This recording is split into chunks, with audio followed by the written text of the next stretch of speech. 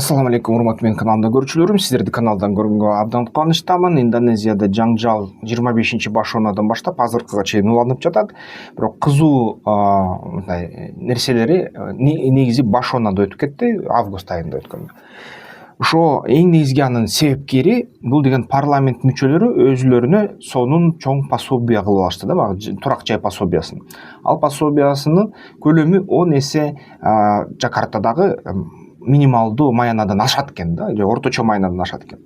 Анын албетте бул нерсе элге жаккан жок жана анын аркасынан дагы башка маселелер болуп жатышты.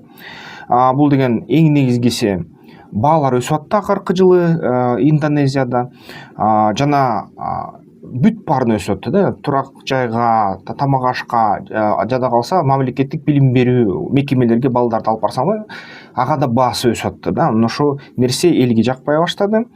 Анан албетте полиция ошо козголоңду токтотобуз деп иш аракеттер жасап атканда кокусунан мототаксинин айдоочусун терип алышты.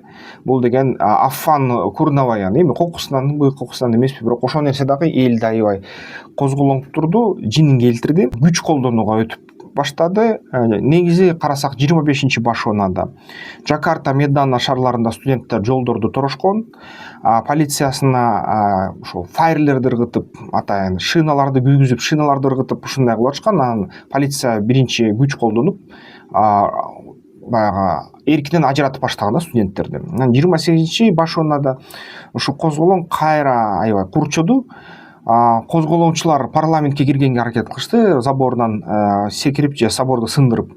Ошол кезде полиция баягы жаш чыгаруучу газ колдонуп, водометтор менен атып, суу чачуучу унаалар менен.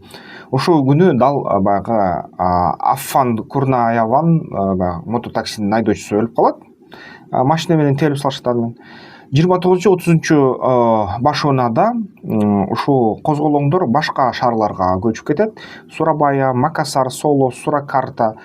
Аяктан дүкөндөрдү өрттөй башташат козголоңчулар. Кээ дүкөндөрдө тоношот, мародерлук кылышат да. Сурабайда мисалы үчүн Сахит деген ошо отельди, мейманкананы өрттөп салышат. Жана мамлекеттик имаратты Грахади деген андыга өрт кое беришет да. 31-башонада элдин козголоң мындай маанайын көрүп, бийлик кээ бир льготаларды жана кээ бир ошо салыктарды азайтканга барабыз деп айтышат. Жана льготаларды токтотушат депутаттарга. Жана депутаттардын сыртка чыгууга бөлүп берилген акчаны кыскартышат. Жана кошумча дагы ошо борбор шаарларга атайын күчтөрдү чакырышат да. Анан Аякона 1-inde, Аякона бул сентябрь кыргызча, акциялар мындай козголоңдор уланат да. Уланып туруп, бирок студенттер жана башка ошо катышуучулары буга чейинкидей дүкөндөрдү тонобой, от ыргытпай кичине тынчып калышат. Анан албетте алар деген талаптарды кое башташат полициядан, кармалгандардын баарын кое бергиле деген. Полициянын реформасын талап кыла баштайт. Жана ошо полициянын башчылары жумуштан кетсин деп, жана бүт льготалар жокко чыгарылсын деп ушундай добуштарды берип, добуш кагып, ушуну талап кое башташат. Бүгүн кайра ошо 3-чү Аякона айында Жакартада аял активисттер ошо шыпыргыларды колуна көтөрүп алып, коррупцияны ыргыталы, коррупцияны шыпыралы, биздин мамлекетте коррупция экинчи болбосун деп аракет кылышат да. Ушул жерде кайра полиция өз күч колдонуп баштайт. Анан бүгүнкү күнү ошо 10 чакты кишини өлтүрдү полиция деген ушундай айыптоолор айтыла баштайт. Эл аралык байкоочулар, кеңешчилер дүйнө жүзүнөн башка өлкөлөрдөн келип карай башташат да. Эмне тергөөлөр бар, эл аралык тергөө башталат. Эмне деген ошо жыйынтыкка келишти козголоңчулар. Биринчиден ошо льготалар, атайын депутаттарга льготалар, турак жай льготасы жана сыртка чыгууга бөлүнүп берилген акчалар башка саякаттарга алар жокко чыгарылды. Козголоңчулар ошонуга жетишти да. Жана албетте баягы козголоңчулардын койгон талаптары кабыл алынды өкмөт тарабынан. Бул деген полицияны реформалайбыз дейт, ошо мыйзамды жокко чыгарабыз дейт, конфискация активов боюнча мыйзамды. Анан ошо коррупцияда байкалган полициянын башчыларын жумуштан алабыз деген ушундай убадаларын өкмөт тарабынан бере башташты да. Анан албетте аябай катуу мындай кысуулар болду полиция тарабынан, студенттерди кармап атышты, сабап атышты, мындай мыкачылап кичине бир аз кыйнап койгону дагы бар экен ушу полиция. Албетте 6-дан 10га чейин адам жок болуп кетти дейт, өлүп калды дейт, кээ бирлери жок болуп кетти, имичекти кайда экени белгисиз дейт. 100га чейин ошо адамдар жаракат алды жана ошо миллиондогон акчага, долларга шаар зыян тартты деп айтса болот да. Анан албетте бул эмнеге дагы алып кетти? Фонд индекстери түшүп кетти, Индонезияныкы, баягы ички валютанын кууну да түшүп кетти. Анын аркасынан Индонезиянын Борбордук банкы кийгилише баштады, баягы бүт ошо түшүүлөрдү токтотуш үчүн. Эл аралык болсо мындай жыйынтыктар бул ошо тергөө иштерин баштаганга талап койду жана ошо кээ бир өлкөлөр аябай мындай эскертишти Индонезияны, бул нерсе чоң эл аралык жаңжалга алып келиши ыктымал, бул деген узак убакыттагы мындай жыйынтыктарга алып барышы ыктымал, мындай кандайдыр артынан келүүчү нерселер окуялар болушу мүмкүн деп ошону эскертүү жарыялашты да. Албетте бүгүнкү күнү токтоду деп айтууга дагы эле бир аз кыйыныраак, токтой элек окшойт, кичине бар да ушундай маселелер. Негизи 25-жылы Жакартада, жоксу Индонезияда эң кичинекей ошо маяна, минималдуу маяна дейт, алардын стандарты боюнча 5,396,760 рупия дейт да, же болбосо USD же доллар менен алганда $337 да, мындан айтканда. Бул деген мисалы үчүн бизде Кыргызстанда канча болуп кетет? 45-40-30 миң сомдун тегереги болуп кетеби? Бул деген негизи албетте аз деп эсептелинет Индонезияда, анткени баалар бир кыйла өскөн. Ички дүң продукциясы экономикасыныкы, мисалы үчүн Индонезияныкы 1,43 триллион доллар. Экономикасы укмуш Индонезияныкы. Аякта 1000ден ашык арал, экономикасы чоң, сатып алуу мүмкүнчүлүгү 5 триллион доллар деп эсептелинет. Мындай бай эле өлкө деп ойлосоңуздар, бирок башка нерселерин да карашыбыз керек, көңүл бурушубуз керек да. Экономикасы 5%га өсөт жыл сайын. Ошо 24 жылы 4%га чейин күтүлгөн, бирок 25-жылга ошо 4%га чейин, 4,7%га чейин өсөт деген божомолдоолор бар болчу.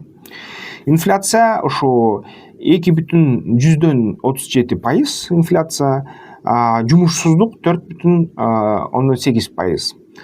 Анан эгерде карасак, ошо өзүнүн резервтери 156 миллиард доллар бар бул мамлекетте. Мамлекеттик карыз 38% ички дүң продукциясынан. Биздикинен баягы кичирээк деп эсептелинет да, эми процент пайыз боюнча. Бирок албетте карызы чоңураак. Эми калкынын саны жыл сайын 1,11%га өсүп жатат. Бүгүнкү күнү 284 миллион адам, бул эмнени билдирет? 284 миллион адам бул дүйнө жүзүндө 4-чү орунда да. 1-чи орунда албетте Индия, 2-чи орунда Кытай, 3-чү орунда АКШ 365 миллион калкы менен, 4-чү орунда Индонезияда 284 миллион калкы менен. Жакырчылыгынын деңгээли 8%, 8,57%, жана ошо аябай жакыр деп эсептелинген адамдардын саны жалпы калктын санынан 1,16% дейт. Жана 68% эли күнүнө жашоо үчүн 8,30 долларды сарптайт да күнүнө. Мындай айтканда 1000 сомго жашашат да күнүнө.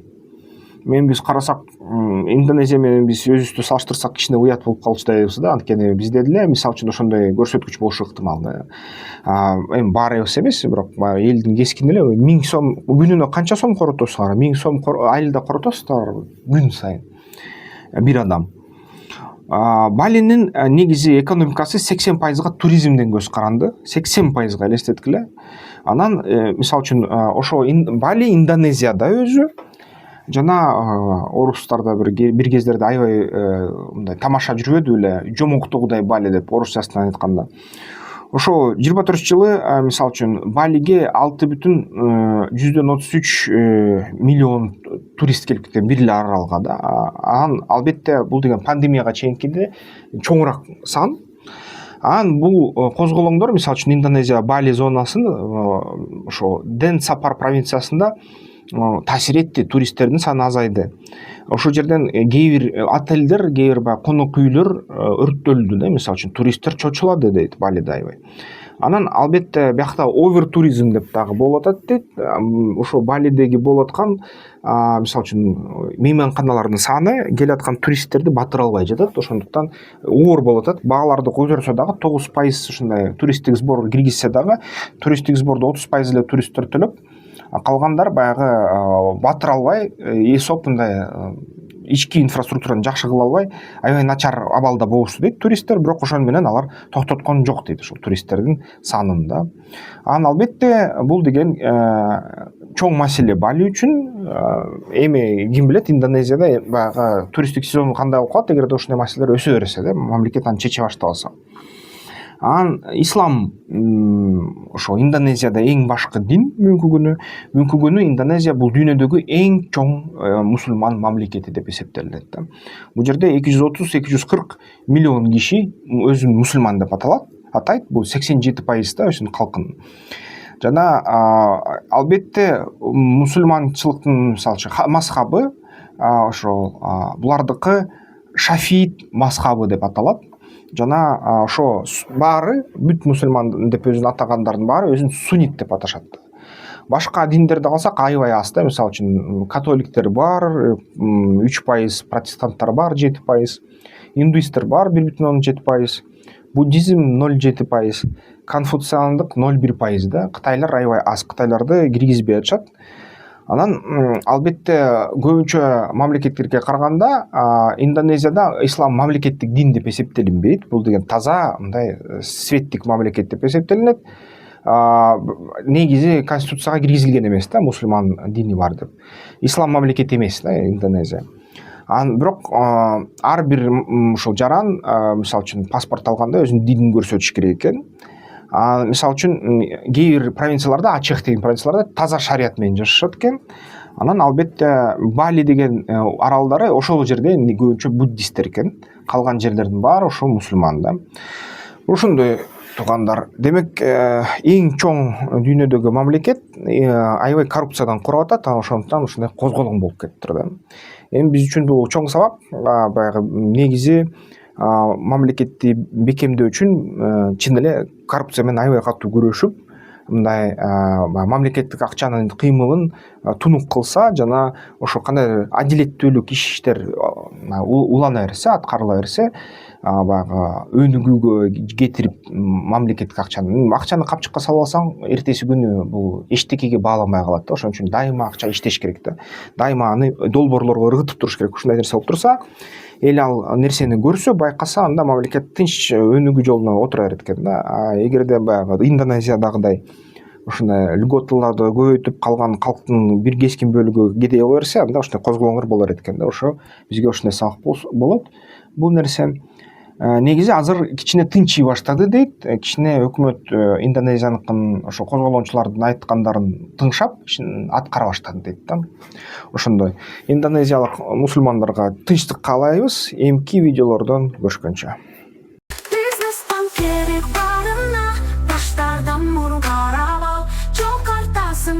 Yolunday iş geldik de senin kuralın al. Business bank geri bağrına başlardan vur karavan. Çok arkasın car yolunday iş geldik de senin kuralın al.